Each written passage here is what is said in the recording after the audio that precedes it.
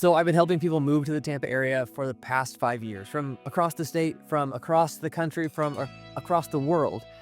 And different seasons and different markets and different things going on, people have different questions. But these are some of the top questions I'm getting right now about moving to Tampa.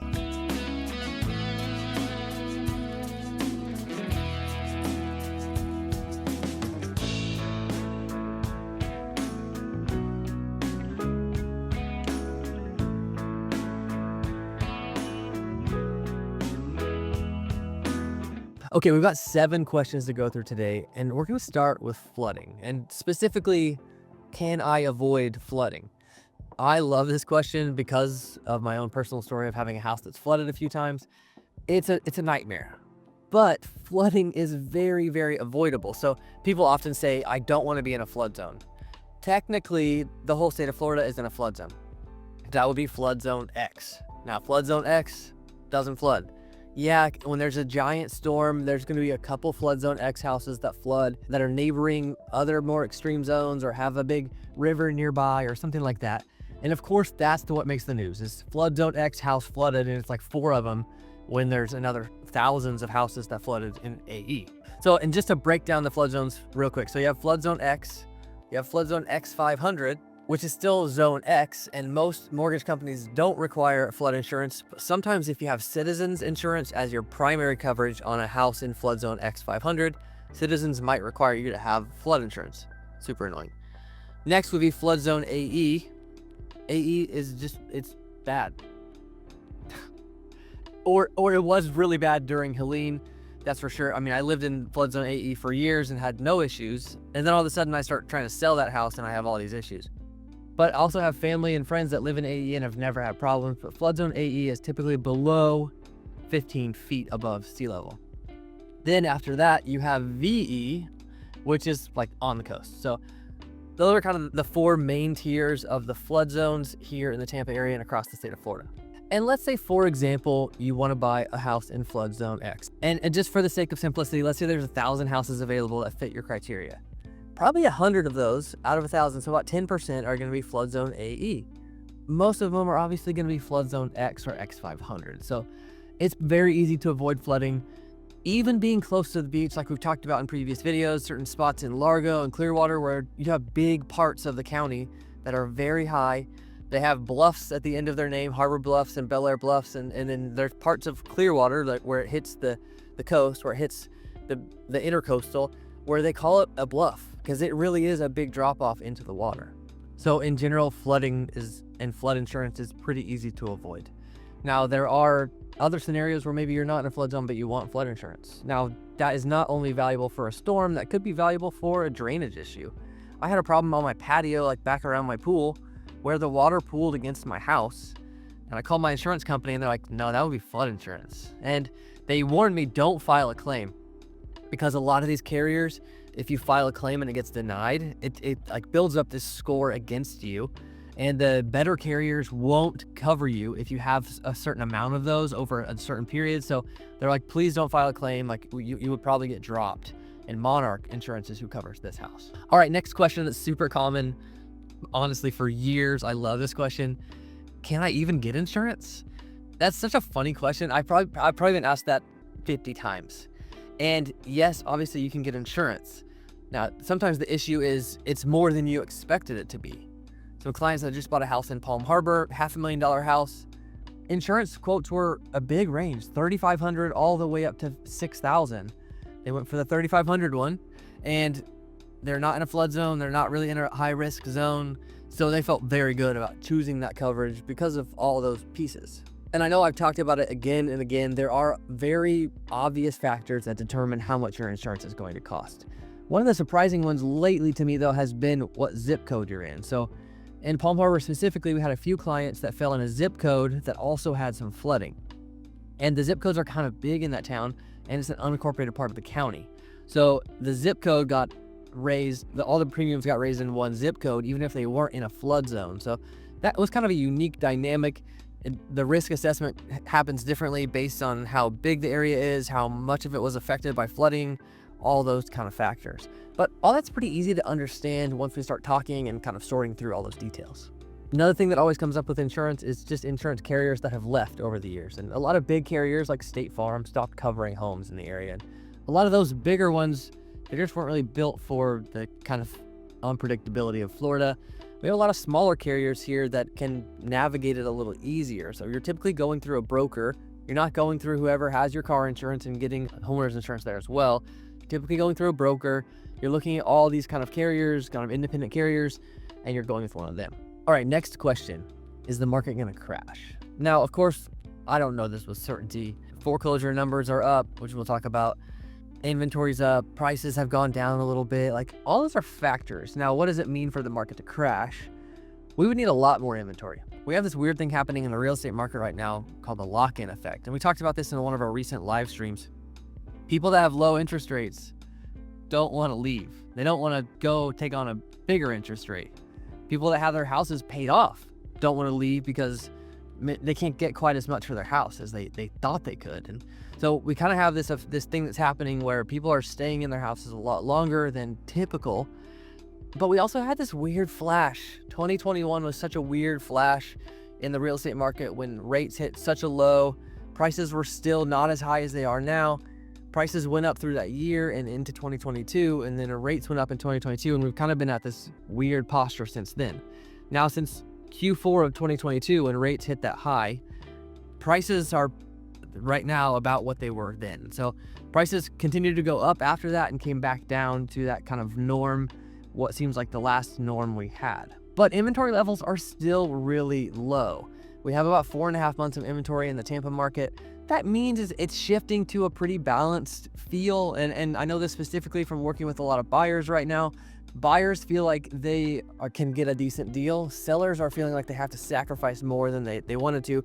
But sellers also remember stuff getting multiple offers in 2021 and even in the beginning of 2022.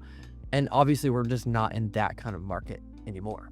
So the sellers aren't making as much as they want. The buyers are often feeling like they're getting a little bit of what they ask for. And that's really the compromise where we meet in the middle. And that's one interesting thing about real estate is a seller wants to sell and a buyer wants to buy. So the other little terms and pieces we can usually make fit. Tampa did make some headlines on foreclosures recently because the number of foreclosures increased the most of any metro in the US. This is interesting, but it's still just nowhere near record levels. So is it a problem? I think it could be. It's probably a lot of opportunity for investors.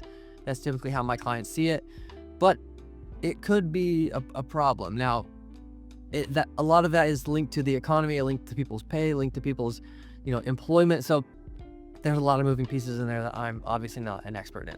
All right, next question I get asked all the time is property tax going away? Obviously, Governor DeSantis has been working to make this a real conversation and propose how it could actually work. It involves a lot of things. The real simple pieces to it would be that property tax is not paid by homesteaded Floridians. Property tax on investment properties would still exist. Property tax on business would increase. So that's kind of where it all kind of tips around. It doesn't seem like it's going to happen that fast. I think it's a really interesting experiment to even test the pieces to see like how would it work and kind of create a roadmap for a lot of states to do that. Because I think that is a thing that feels very odd to homeowners. Okay, I own my house outright, and a lot of people do in Florida, but I still have to pay this giant tax bill every single year that I don't feel like I should have to. Now, obviously property taxes go to the benefit of the county, to the benefit of the city, the state, all those kind of things. So I think a lot of people do get it. They understand why it needs to be paid and even want to improve those things. But really interesting conversation around that lately. All right, next question. Is Tampa full of New Yorkers? And is it going to be more full of New Yorkers with recent law changes in New York City? No, it's not. It's really not. Compared to other parts of South Florida where there's a lot more New Yorkers, you don't feel it a whole lot in Tampa. Now, a lot of people in the Tampa area are from somewhere. A lot are from New York. A lot are from Chicago right now. A lot are from Michigan, Ohio. A lot of people from Ohio. The thing is, this area's grown so much over the past few decades. Most people are from somewhere else, it feels like. Very rarely do you meet someone that was born and raised here. Now, my wife and her family, all born and raised here. This is Thanksgiving week. We'll have Thanksgiving with the big Greek family, and it's like all of a sudden 50 people are here. They didn't even travel to be here. They just drove from their house to come to Thanksgiving dinner, and it's this giant thing. So I realize that is the anomaly for most people that live here in the Tampa area. Okay, next question I get asked a lot. This is a fun one. Where is the Rays stadium going? So it seems very obvious that the Rays are not going to stay in St. Petersburg because the city shot down the plan to build a stadium. Since then, we talked about this on a live stream a few weeks ago, there have been other plans proposed for how to develop that historic gas plant district where the Tropicana, the Rays stadium is right now. And right now the roof is back on the Rays stadium following Hurricane Milton. It looks like the Rays will be able to start their season there. That's super cool. I love that for St. Pete, but it doesn't seem like the stadium's going to stay there. But it does seem like it's going to stay in the Tampa area. Now, the Rays were recently bought by a big developer. That owner is also a developer. He owns a company called Dreamfinder Homes out of Jacksonville, and he's never expressed any intent to move the Rays outside of the Tampa area. But there are a couple key sites that everybody's speculating where the new Rays stadium could go. One is at the Hillsborough Community College campus, which is about 100 acres right there by the Raymond James Stadium. Another is a couple of different places kind of in North Seminole Heights that I actually think would be really cool spots. There's old racetracks over there. There's old trade schools, old mall. Like, there's a lot of space that could work really well for it. And of course, many people were advocating for it to go in Ybor City, right near the water. Now that would limit plans for other mixed-use developments going on in Ybor City. Obviously, Gasworks being a big one that's going, obviously that wouldn't be limited, but other condo development, other housing developments with mixed-use spaces in Ybor City would have to be sidelined and be part of that stadium project as opposed to filling that prime real estate right there on the port. And it's funny to me that the prime real estate in Ybor City is on the port because it's not that nice to look at. The port, you just got big ships coming in, full of containers, big ships being worked on. It's kind of an odd spot. And even with the new Ferris wheel going in downtown, they call it the wheel over water, the Tampa Wow. People online have been joking of like, oh great, you want a view of the port? Like, what are we talking about? So I think overall the Ferris wheel's gonna be cool, but it is true. It's very industrial just east of there. Okay, and last question is, how can I live 1 hour from the beach? This is a question that comes up in conversation all the time. When I'm talking to new clients, I'm like, okay, how close do you want to be to the beach? They're like, well, if I could be within an hour, that would be great. And I love answering this question because there's just very few areas of the Tampa area where you're more than an hour from the beach. Pretty much everywhere you go, yeah, there's a little pocket over there by Fishhawk, kind of east of Riverview. If you're up in San Antonio, north of Wesley Chapel, you're going to be a little more than an hour from the beach. But if you're anywhere that's not that far out, then an hour from the beach is very reasonable. Now, first thing Saturday morning or something like that, or a holiday, yeah, there's going to be dynamics that change that. But most days, an hour to the beach from most of those areas is so easy to do, and really depends what you like in a beach, because there's a lot of options, you know, all the way from Fred Howard up in Tarpon Springs all the way down to really Siesta Key. And I get it, 1 hour from the beach is probably very reasonable for you if you want to do a couple day trips a year and, you know, have a good time at the beach. We used to live about 8 minutes from the beach, and we would just go watch the sunset certain times of the year when the weather's so nice. Probably like right now we'd be doing that and have an excuse to like wear long sleeves because it's a little chilly at the beach. But overall, being an hour from the beach is so reasonable within the whole Tampa area. All right, this was the 7 questions I've been getting asked a lot from people moving here. And if you're thinking about moving here, if you made it to the end of this video, then I would love to hear from you. You give us a call, text, or email anytime.